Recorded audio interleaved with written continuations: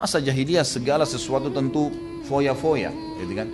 Mungkin dari sisi penampilan harus menggunakan baju bermerek misalnya. Kalau kita sekarang begitulah, anak-anak muda harus yang bermerek misalnya, minyak wanginya juga harus yang bermerek, topinya, dompetnya, sepatunya, kaos kaki pun. Mungkin ada kaos kaki yang sama kualitas harga 15.000 tapi karena tidak bermerek nggak dibeli, yang bermerek yang 700.000 dibeli misalnya. Seperti itulah. Kemudian masuk iman di dalam hati. Jangan heran kalau ada transisi, terjadi transisi. Kayak misal kita sudah nganggap remeh nanti, kayaknya nggak perlu deh saya beli baju semahal ini, kayaknya nggak perlu deh saya pakai sepatu begini, kayaknya ini sudah cukup lah. Gitu. Oh ini haram nih nggak bisa. Dan jangan sampai seseorang setelah dia hijrah, dia pindah, kemudian dia menganggap, oh dulu saya lebih enak. Itu pemahaman yang salah. Ali radhiyallahu anhu berkata, aku datang ke masjid lalu Mus'ab bin Umair datang kepada kami sambil memakai sebuah jubah yang ditambal dengan kulit. Padahal sebelum itu dia termasuk pemuda Mekah yang paling makmur dan hidup dalam kemewahan. Ketika Nabi SAW melihatnya, beliau menangis. Nabi SAW menangis. Karena teringat kenikmatan masa lalu Mus'ab dan beliau melihat keadaannya saat itu sehingga kedua mata beliau meneteskan air mata. Kemudian beliau berkata, dari sini Nabi SAW berkata karena melihat Mus'ab, tapi bertanya kepada semua sahabat. Sebelum saya jelaskan teman-teman sekalian tentang masalah riwayat ini nantinya, perlu antum tahu ya, sangat wajar terjadi kalau seseorang dari masa jahiliyah segala sesuatu tentu foya-foya, gitu kan? Mungkin dari sisi penampilan harus menggunakan baju bermerek misalnya. Kalau kita sekarang begitulah, anak-anak muda harus yang bermerek misalnya, minyak wanginya juga harus yang bermerek, topinya, dompetnya, sepatunya, kaos kaki pun. Mungkin ada kaos kaki yang sama kualitas harga 15.000 tapi karena tidak bermerek nggak dibeli, yang bermerek yang 700.000 dibeli misalnya. Seperti itulah. Jadi orang subhanallah setelah taubat, pastikan teman-teman sekalian kalau antum hadir di majelis ilmu kemudian masuk iman di dalam hati, jangan heran kalau ada transisi, terjadi transisi. Kayak misal kita sudah nganggap remeh nanti, kayaknya nggak perlu deh saya beli baju semahal ini, kayaknya nggak perlu deh saya pakai sepatu begini, kayaknya ini sudah cukup lah. Gitu. Oh ini haram nih nggak bisa. Itu akan terjadi tuh masa transisi itu, gitu kan? Itu sesuatu yang sangat wajar. Dan jangan sampai seseorang setelah dia hijrah, dia pindah, kemudian dia menganggap, oh dulu saya lebih enak. Itu pemahaman yang salah teman-teman sekalian. Tentu setelah antum hijrah pun jangan kotor, jangan kelihatan kumuh, tidak, bukan itu yang dimaksud ya. Nanti akan kita jelaskan kenapa Mus'ab mengambil langkah itu. Tapi yang jelas kita tetap rapi, kita tetap bersih. Tetapi iman itu akan membawa kepada kesederhanaan, qana'ah namanya. Ya, bisa menerima keadaan. Ada mobil, naik mobil, nggak ada naik angkot, biasa aja, gitu kan. Saya tahu ada seorang ikhwah yang subhanallah dulu saya tahu betul bagaimana kehidupannya, miliarder yang luar biasa, masih muda, sudah punya banyak usaha. Setelah dia mengikuti pemahaman pengajian dan rutin mengikuti pengajian, mungkin selain saya juga ada, tapi dia rutin mengikuti pengajian saya memang. Saya tahu betul secara pribadi, subhanallah, sampai semua kendaraannya sekarang dijual karena memang dia harus membayar utang-utang riba ada di bank, dan sekarang dia sewa mobil yang sangat tua gitu.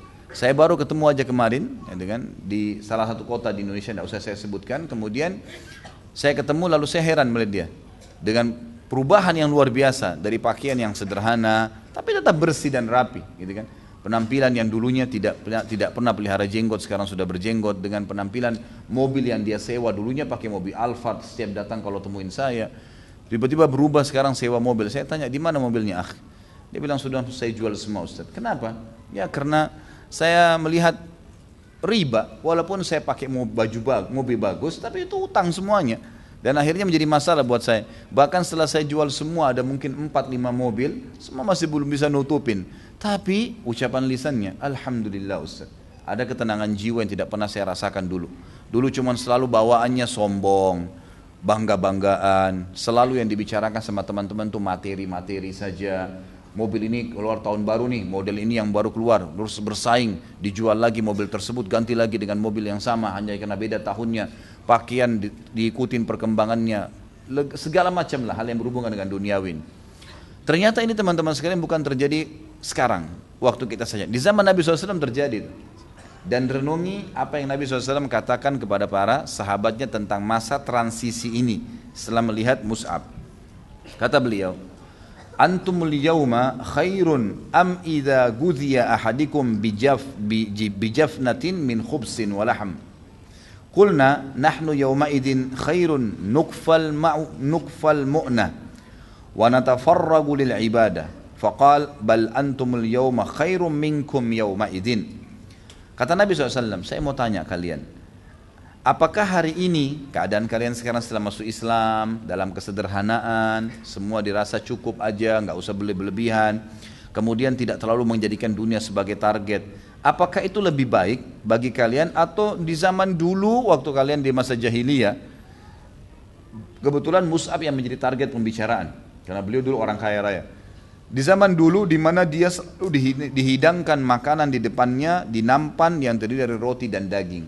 Makna kalimat ini, semua apa yang dia inginkan dilayani, semua kebutuhannya dipenuhi. Di zaman jahiliyah Nabi SAW tahu nih sahabat-sahabat orang yang sangat mampu semua, kepala suku, mereka mustahil duduk satu tempat majlis bersama orang-orang yang dianggap lebih rendah nasabnya, gitu kan? Mustahil Abu Sufyan duduk dengan Bilal, mustahil Khalid bin Walid duduk dengan Khabbab bin Arad dan seterusnya radhiyallahu anhum ajma'in.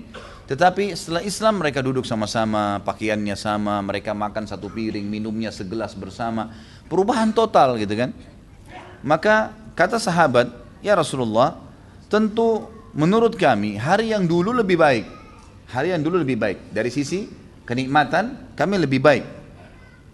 Kami mendapatkan kecukupan hidup sehingga kami bisa konsentrasi ibadah. Maksudnya kalaupun kami dalam keadaan tetap sama dulu, kemudian kami kalau mau ibadah jahiliyah maksudnya ya, kalau kami mau berbuat apapun yang dulu diperintahkan, yang walaupun salah, saya bisa lebih tenang, kami bisa lebih tenang. Jawaban Nabi SAW, dan ini jelas, yang ini kita ambil pelajaran, tidak, justru kalian pada hari ini lebih baik daripada kalian pada hari itu.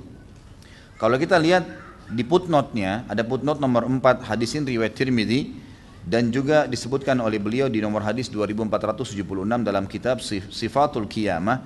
Beliau mengatakan hadis ini hasan gharib dan tercantum dalam Sunan Tirmidzi redaksinya seperti yang di bawah ini. Saya langsung bacakan saja bahasa Indonesianya. Bagaimana dengan kalian jika salah seorang dari kalian pergi di pagi hari dengan satu pakaian dan pergi di sore hari dengan pakaian yang lain, diletakkan nampan makanan di hadapannya, lalu nampan yang lain diangkat dan kalian menutupi rumah kalian dengan kain sebagaimana ditutupi Ka'bah. Maksudnya adalah waktu dulu kalian jahiliyah, kalau setiap keluar pagi pakai baju lain, siang bajunya lain, sore bajunya lain, gonta-ganti baju dan malu kalau pakai baju yang sama misalnya. Zaman dulu. Kemudian kalian selalu diletakkan makanan di hadapan kalian, gonta-ganti nampannya. Kalau yang piring yang dipakai makan pagi lain, makan siang lain, makan malam lain, dibeda-bedain warnanya karena memang ini maksudnya kelebihan materi yang dimiliki. Dan kalian menutupi rumah kalian dengan kain seperti kain Ka'bah, maksudnya memperindah rumah kalian sampai seperti Ka'bah, orang kagum karena ada kiswahnya. Mereka menjawab, wahai Rasulullah, kami hari itu lebih baik daripada keadaan kami hari ini, kami bisa konsentrasi ibadah dan mendapat kecukupan hidup. Maka kata Nabi SAW, tidak, kalian hari ini lebih baik daripada keadaan kalian di hari itu. Baik, kenapa secara khusus saya pilih hadis ini teman-teman? Karena saya yakin kalau antum beli bukunya, mungkin tidak faham kalau tidak dibaca ini hadisnya. Karena ini seakan-akan sebuah penyampaian yang butuh penjelasan memang. Yang dimaksud dari sabda Nabi SAW di sini, beliau ingin memotivasi para sahabat dan juga memotivasi kita semua umatnya membaca riwayat ini. Kalau setelah hijrah dan keadaan kita akhirnya menjadi lebih menerima keadaan, lebih merendah, sudah tidak mau lagi jor-joran sama orang, bersaing pada hal-hal yang haram. Semua transisi perubahan itu, ketahuilah itu lebih baik, kata Nabi SAW. Kenapa lebih baik? Karena kita akan mendapatkan, kita tidak akan mengejar dunia, dan kita akan mengejar yang dikenal dengan akhirat. Dan ini bentuk kasih sayang Allah kepada orang-orang yang beriman. Mereka tidak akan berlebihan. Seperti pernah saya jelaskan kasus teman-teman sekalian, kasih sayang Allah ini sangat luas sampai kepada seorang pencuri pun. Kalau seandainya dia dikeroyokin oleh massa, kedapatan dan dikeroyokin oleh massa, sehingga akhirnya dia berhenti untuk mencuri atau mungkin babak belur, tetap kata ulama ini adalah bentuk kasih sayang Allah. Karena Allah tahu kalau dibiarkan dia tidak dikeroyokin, Allah tidak bongkar pencuriannya, maka dia akan mencuri lebih banyak dan akhirnya masuk ke neraka, dan neraka dia akan menyesal karena Allah sayang diberhentiin tuh, gitu kan. Sama halnya kasus tadi, Kalau Allah biarkan kita dan tidak memberikan kita hidayah dalam keadaan-keadaan foya-foya, hal-hal yang berlebihan tadi, maka akan membuat kita lalai. Dan sampai kapan nih kita lalai? Akhirnya penyesalan yang terjadi. Padahal sebenarnya dengan cobaan atau transisi perubahan ini, maka kita akan jauh lebih dekat dengan Allah Subhanahu wa taala. Itu yang dimaksud.